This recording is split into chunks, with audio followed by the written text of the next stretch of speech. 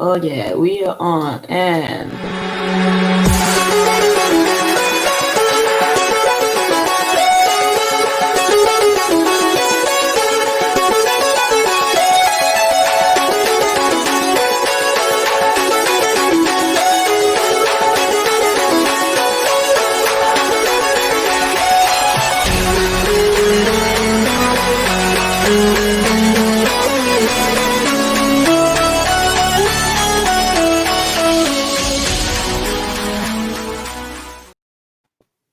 all right. Hey Lakia, thank you so much for joining me today. Thank you for joining us on the show. Can you hear me? I can hear you. Okay, awesome. So, again, for people that are new to the News with Obi, the News with Obi is a platform where I talk about a lot about politics, a lot about things happening in our local community and around the world. I do this weekly show because I have people that tell me, "Oh, yeah, we missed what you were talking about in like a news update that you gave. Can you do a show?" And that's really how the News with Obi came about. I do like a recap for the whole week. And being that we've had a not so good 2020, it has actually expedited everything that I've been doing in terms of, or intensified it, I should say, in terms of the News with Obi and what we do on this platform. So, again, Lakia is a newcomer to the show, and I really want to thank her for joining us on the show. And I'm going to read a little bit about her bio. Lakia is a licensed clinical social worker, coach, and consultant. She's a mental health advocate with over 10 years of experience and the founder and owner of the SOAR Firm, LLC, a private mental health practice located in Greenville, South Carolina. Thank you so much for being here, Lakia. So tell us a little bit about yourself and how you really got into this line of work. Well, my background is in social work. And so after undergrad, I attended Lander University in Greenwood, South Carolina. I decided that I wanted to continue my education and pursue my master's in social work. And I always knew that I love to work with people. And so I have a lot of, experience working with individuals and children and families just in a variety of settings. But it's always been my passion to be able to work with people on an individual level. And so in grad school, I actually became more interested in the clinical aspect of social work, counseling people, providing therapy. And so after graduation, completed my clinical hours. And so about almost 3 years ago, I decided to leave my full-time job with the nonprofit that I was working for and just take that leap of faith and branch out and open up my own private practice. And so I enjoy what I do. I enjoy helping people heal and just empower them to be, the best version of themselves. And so that's what I do on a day-to-day basis. I primarily work with people who deal with anxiety, depression, transition challenges, relationships, trauma. And so I do find that work to be rewarding. And so that's what I do on a day-to-day basis. That's awesome. I love to see Black women win. That is awesome. I mean, it's not easy to branch out on your own and start your own business. So kudos and congrats. And, we're going to be rooting for you all through the way. And thank you for everybody that is joining us. I see Tony's here. I see Afua is here. And everybody that is joining us, thank you so much for joining us today. If you live anywhere in the world at this point, you've heard what's been going on in the U.S. and how it has sparked protests around the world. 50 states, 18 countries have protested, and it's not even over. Before this, we had COVID. So pretty much in 2020, we've had 2 different pandemics. So Lakia, talk to us about the clients you've seen. Have you been seeing an increase in clients since the COVID and now the protests? Yes, I have. So I would definitely say work has picked up for me.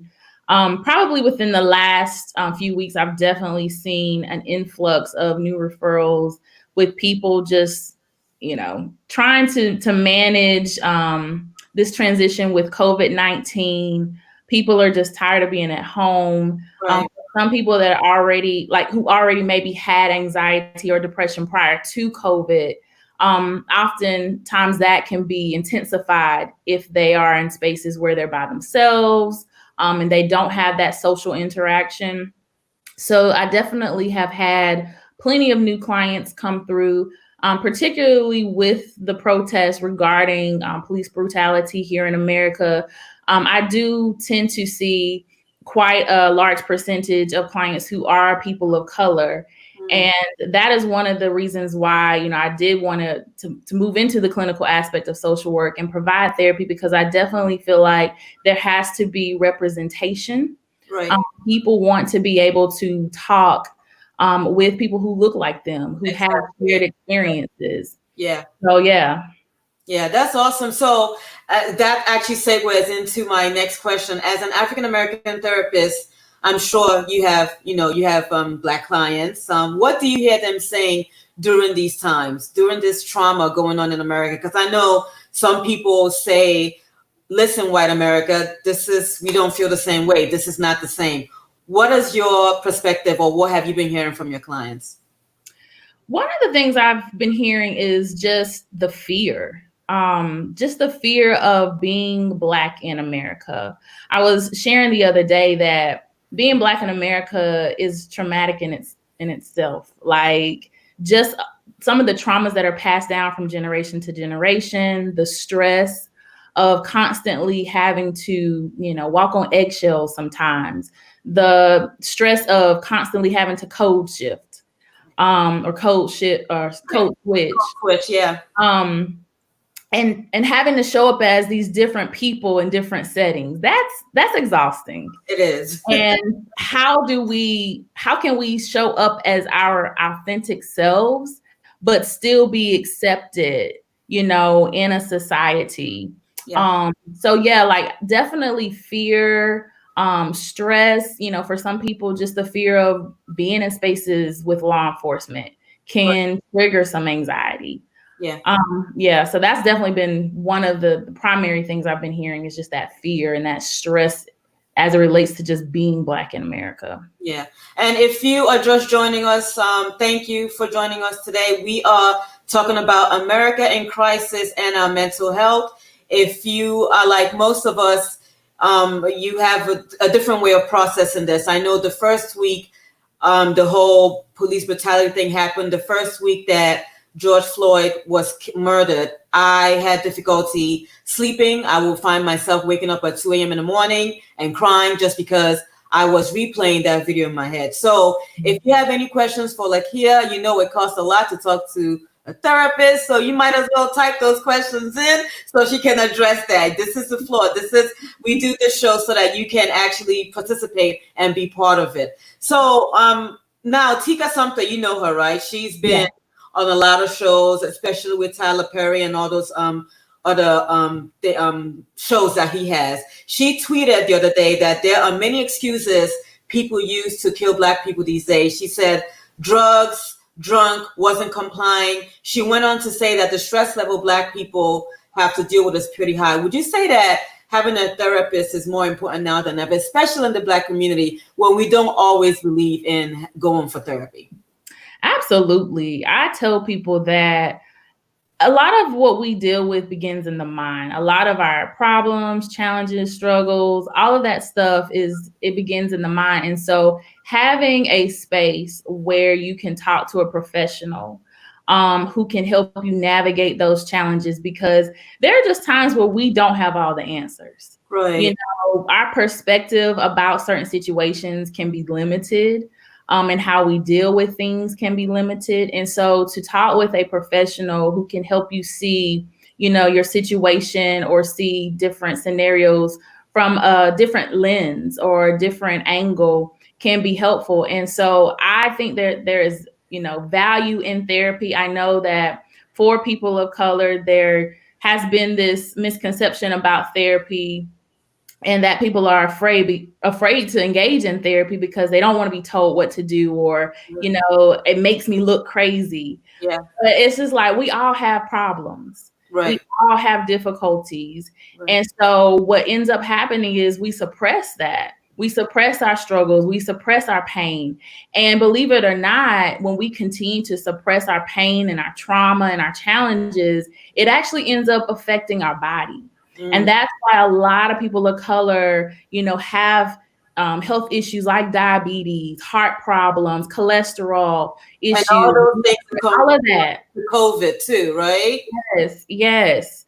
And, science has proven that stress, extreme stress, can create some of those physical health conditions. Right. And so when you have stress of just, day-to-day stuff like family, finances, job, and then you add, the things that are going on in our country right now. Right. That's a recipe for disaster. Exactly.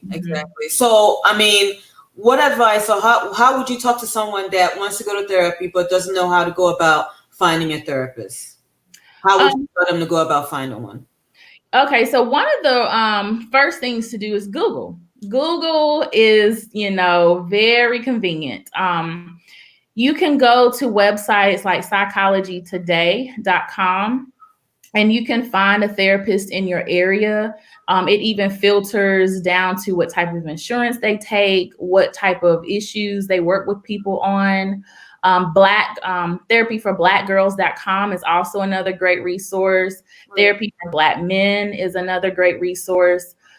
Many employers also offer what they call an employee assistance program. And this is where they offer a certain amount of free therapy sessions to their employees. Right. So that's also another great way to start, because what I tend to hear is that, therapy is too expensive. Mm-hmm. Many therapists offer sliding fee services, meaning that if you don't have insurance, there are a lot of therapists who will work with you, who will, come to some sort of contract agreement to see what you can afford. Right. I offer, a sliding fee scale for clients who don't have insurance because I see the value in therapy. Right. So there are many different options, but definitely checking online, checking with friends, family. You may know someone who has gone through therapy before. So just kind of getting some insight, and maybe they can make some recommendations as to who may be a good fit for you as well. So we need to stop treating therapy like it's a taboo. We need to discuss it more, do it more if we need it. I know, in the Black community, like I mentioned earlier, it's not something that we really talk about a lot. Mm-hmm. So, therapy is a good thing. I think we all need one, like you said, we all have problems, and sometimes you just don't want to talk to somebody that that right. You want it to be confidential, and that's where therapist comes in handy. Yeah. So I want to talk about, people will normally say your trigger is your responsibility. The world shouldn't tiptoe around you. Mm-hmm. Should people still keep saying that in this day and age, especially now that we have all this chaos going on in the world today?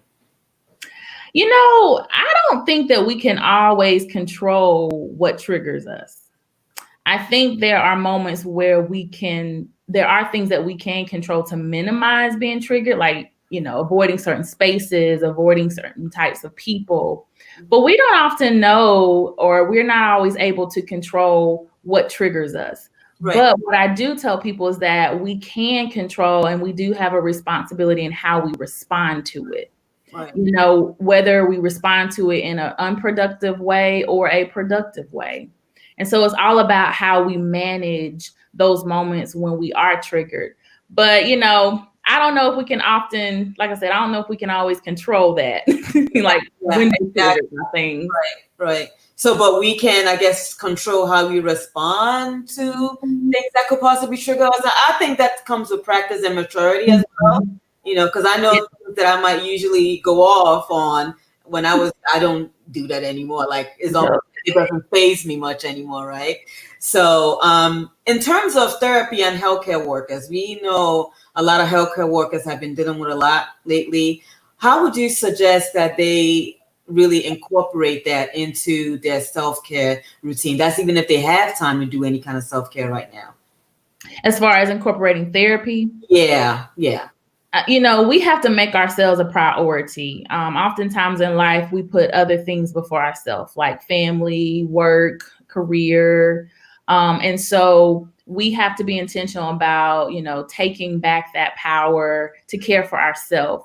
Because I tell people we can't be who we need to be to other people if we aren't who we need to be to ourselves first. Right. So we have to fill our cups first and foremost before we can pour out anything else to anyone else. So definitely, if you're a frontline worker, I know that, times are very stressful right now, but just try to take that time out for yourself, rest, recharge, recuperate, because you guys are doing some work that is much needed out there. But we also need you to be healthy. As you're helping other people, recover and get back to good health, we need you all to be in good health as well. Yeah. And I'm going to read a few of the comments. Stephanie said, and I have a comment up. She says, I believe a lot of people have fears over having a therapist and may think that you're crazy for it. Mm-hmm. What do you have to say about that? Well, to see a therapist, I think because society and Hollywood has created this negative perception about what therapy is. Right. And so therapy, just because you decide to go doesn't mean you're crazy. It means you're human. It means that you have challenges just like everybody else. Right. Even therapists have therapists. I have my own therapist, because I believe that it's important for me to show up as my best self, for my clients. So just as my clients come in with challenges, I have challenges that I have to navigate and work through. And so I don't think I'm crazy for that. I feel like that's a strength. That's me acknowledging that I can't always work through my issues alone. Yeah. And so having a person like a therapist who can be a support, who can encourage you, who can empower you, and support you through that process is very important. So my hope is that as we kind of go through, this year, the perception about how people see therapy will change into more of a more positive one. And that we'll also look at it just like we look at going to the doctor for our physical ailments. It's like we'll pay that copay for, to go to the doctor when something's wrong with our body. But we won't, go to see a therapist when there's something, going on and happening with us mentally. And so really shifting how we do therapy, I think, is definitely going to be important. So therapy should not be seen as a sign of weakness, pretty much. Exactly. Yeah. Exactly. And Stephanie also, and I see somebody saying this is a good program. Thank you so much. Efua is also saying thank you. Stephanie's actually saying that she did counseling and it did help her a lot. Good. Yeah. And that's amazing. So let's shift gears a little bit. So Jazz Waters, she is the writer of This Is Us, and she died about last week at the age of 39. And her work touched so many people, and some will wonder why someone who has accomplished so much commits suicide. How serious is mental illness, and how does one go about helping themselves or even a loved one that is dealing with it? There are so many people who suffer in silence and we don't even know it. Yeah. And a lot of people are ashamed, to speak out about what they're dealing with because they don't want to feel judged or criticized, or maybe they have, they're looked at as the hero. You're strong. You shouldn't be, going through anything. Yeah. So sometimes that pressure just from society and pressure from the people around us can sometimes cause us to be silent about our pain. Right. And, depression is very real. I know that particularly in our community, to feel sad all the time is like, well, what's wrong with you? Just pray about it. And yeah. And, while prayer can be a beneficial tool, sometimes it's not the only tool. Right. When I think about depression and just anxiety in general, mental illness in general, it's all about what's happening in our mind. And so if we don't know how to address the unhealthy thought patterns a person is having or that I'm having, if I don't have the tools, to work through those moments and those challenges, then I may resort to something like suicide. I may feel like there is no hope. And so I think it's important that we begin to normalize mental health. Mental health is not a bad thing. It's about being well mentally. And so I believe that if we start having conversations around depression, around anxiety, around, other mental health challenges, my hope is that it will allow people to become more comfortable with talking about their own issues. Yeah. If we validate people's experiences and their pain, and we don't judge them or just kind of dismiss it, oh, there's nothing wrong with you. And I think that's important, especially for parents with children. Yeah. Children, say, I'm just feeling sad, or, I just don't feel like myself, not dismissing that, but really engaging with them and trying to understand where they're at, where they're coming from, what they're experiencing. And if I can't provide the support you need, how can I point you in the right direction? Right. Getting them help with, someone who's equipped and has the tools to help them work through that. But I think it definitely starts with us just having the conversations more and just making mental health more normal. Right, right. And Jenny has a question or comment. Yes, we're going to put it up on the screen. She says, we have high rate of seniors getting into depression and anxiety that cause issues with their health. What is your advice to their family members and friends to support or help them getting through depression and anxiety? For seniors, so I know here in South Carolina, where I'm from and where I currently live, we have several programs where there are therapists who actually go and see seniors. So with seniors, many of them don't drive anymore. They can't really get around as well as they used to. So there are several programs that send therapists to, the homes of seniors.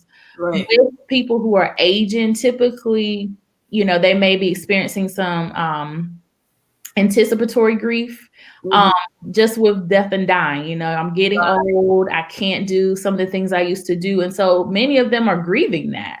They're grieving the fact that they can't function like they did 10 years ago. Yeah. And so I think it's important that we bring in supports such as a therapist, making sure that family members are going in and checking in with them, visiting them. If you can't see them physically, send them a card, call them on the phone. FaceTime. Yes, FaceTime, and just making sure that we're connecting with them, because that's important, especially for our senior population. Yeah, that's interesting and amazing, because I know, with seniors sometimes, or even like our parents, when they start going through that stage when they're saying, I can't do this, I can't do that, it is also good to understand where they're coming from, or even accommodate them when they start acting differently from what you've always known. So that's important. And Stephen is saying that the conversations actually start from home when it comes to depression and anxiety and things like that. Can you talk to us a little bit about how parents can go about start talking to their kids about, depression, or even having the conversation about what's going on in the world right now without it being so melancholy or depressive? I think one of the ways, parents can begin that conversation is normalizing feelings. Right. And I can only speak, because I'm a person of color, but, I feel like in our community, we don't give ourselves permission to feel. We suppress, we don't talk about our feelings. And so I think really helping our children identify what they are feeling, helping them to know that it is okay to feel sad sometimes. Yeah. And if you feel sad, come and talk to mom, come and talk to dad. Let's see where this sadness is stemming from. If you feel nervous or worried or you have fears, let's validate those fears. Yeah. Let's acknowledge and honor those fears and not dismiss them. Because kids internalize things as well. And so what happens is as the adults, when we dismiss their feelings, it actually creates a message that my feelings don't matter. Right. So why care if no one's going to either believe me or validate my feelings or my experience? So I think those are just some ways to begin having those conversations and letting your children know, sometimes mommy feels sad, but this is how mommy works through her moments when she's sad. Or, sometimes dad is fearful of certain things, but this is what I do to get through my fear. Right. So pretty much acknowledging, and I think this also applies to just friends. If a friend calls you about something that they're dealing with, don't dismiss it. Don't make it seem like it's nothing compared to what you've been through. I think just listening plays a huge role. Yeah. Oh yeah, definitely. And Afua is asking, how do you deal with your personal grief in this pandemic and everything that is going on? I would definitely say reaching out to your supports, whether that is family or friends, whether that is a professional, just knowing that, when you are grieving, that granted, there are those moments where you may, want to grieve alone, but not forgetting to utilize your support network, because that's going to be important in order for us to not get stuck, in our grief or stuck in our depression. But knowing that, what you're experiencing, the feelings that you're experiencing are a normal part of that process. Yeah. But just not forgetting to reach out, to your support network. Yeah. And Jenny, she has questions because she's a healthcare professional. So she is going to have questions. She says, what type of technique can you advise us on how we can support our seniors? Not always that we have access to counselors or they are not open to seeking counsel. Some simple activities or advice you can provide so we can support them in their day-to-day activities. Sometimes it may just be a matter of having a conversation. One of the things, because I do have some clients who are aging clients, and what I find in working with them is that they love to tell stories. And so giving them an opportunity to share their experiences. I know that for some seniors, just the idea of talking to a therapist kind of is taboo because it's like, no, I come from the old school. We don't do therapy. Right. So even the words that we use sometimes may have to shift, like, we have a mentor coming in or, a support personnel coming in. Yeah. Definitely creating some nostalgia for them, like incorporating things that they did when they were younger, right. Whether it's a certain type of game or certain type of food, movies, things like that can kind of help boost and increase their mood. Yeah. Because especially things that create joy for them. Exactly. Yeah. So those I think would, possibly be some good suggestions for seniors. Yeah. That's actually great. Jenny, I hope that helps. But yeah, that's definitely a great tip because like you said, they like storytelling. And I think I like listening to seniors talk. Me too. They have so much knowledge. I feel like I should record them because you just don't know what information that they're going to be talking about. But let's talk about your practice. I know you're located in South Carolina. Do you help people remotely as well? Yeah, so right now I am licensed to see people in South Carolina at this point, but my goal is to eventually become licensed in other states so that I can provide virtual services to people in just some of the neighboring states like North Carolina and Georgia. Right now I am primarily seeing most of my clients virtually. I do have a few people that started coming back into the office, but for the most part, I'm seeing them virtually, which has been an adjustment for me. So, just like many of my clients have been adjusting to life during quarantine, I've definitely had to adjust as a professional just in how I provide services to my clients. Right. Oh, so has that changed I know the interaction has changed from face-to-face to virtual. Is it still effective? That's really what I'm trying to ask. It can be, yes. And it really just depends on the person. It just really depends on the issues, but it can still be effective. Okay. For some people, it's more convenient because maybe they don't have transportation or they can't get to appointments as easily as they will be able to just log into their phone or their tablet or their, laptop. But yes, virtual therapy is still an effective form of, serving clients. Okay. And Jenny, before we wrap, I'm going to read, Stephanie said, asking for help is the first technique. Don't be afraid to ask for help. You're not alone. That's absolutely true. And Jen is saying, thank you. We send out DVDs and CDs to them and phone pals. And she said, thank you for that. Thank you. Thank you so much, everybody, for chiming in. Thank you, Lakia, for coming on the show. People that, well, Lakia and I, we've never met besides now, but we are in the same Spartan groups. People that know me know I do Spartan races, which most of them have been canceled this year, even though they did one a few days ago. I'm not quite sure if I'm going to start doing those races just yet. Yeah. But thank you, Fidelia. Thank you, everybody, for tuning in. And if you want to reach Lakia, how can we find you? Social media handles, website, please share. I'm on Facebook under The SOAR Firm LLC. You can also find me on Instagram at The SOAR Firm. So that's TheSoarFirm. And then my website is www.thesoarfirm.com.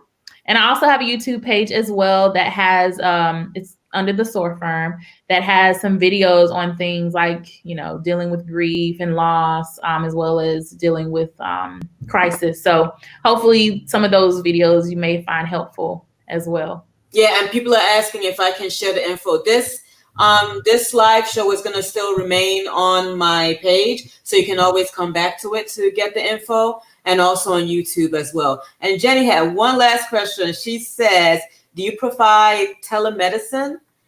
Yes. So I provide, we call telehealth, telemedicine, but it's only for clients in South Carolina right now because that's where I'm licensed. Okay. What is telemedicine? It's virtual. So either it's via, like a webinar, or it's via telephone. Okay. Yeah. All right. Sounds good. Thank you so much, everybody, for joining us. I have another show tomorrow. I normally do shows every Wednesday at 7 p.m., but I had an impromptu show with politicians if you live in New York. And if you don't live in New York, you want to tune in for that one tomorrow. That's going to be an intense conversation about how we move forward past this. But thank you so much for joining us. And if you know anybody in the community, or even you making a difference in the community, a community change maker, please refer them to me so I can have them on the show, okay? And again, thanks, Lakia. Be safe, everybody. Wear your mask, social distance. COVID is still out here, so let's be safe, okay? Yes. Thank you so much. Thank you, everybody, and have a good evening. All right.